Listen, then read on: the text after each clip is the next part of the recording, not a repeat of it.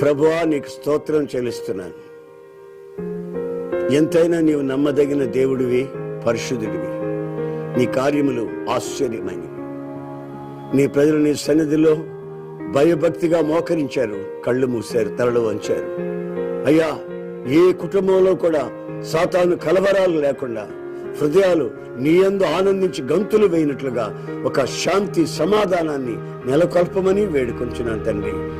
మీ దివ్యనామానికి మహిమ కలిగినట్లుగా సహాయం చేయమని నజరేయుడైన యేసు నామములో అడుగుచున్నాను తండ్రి. ఆమేన్, ఆమేన్.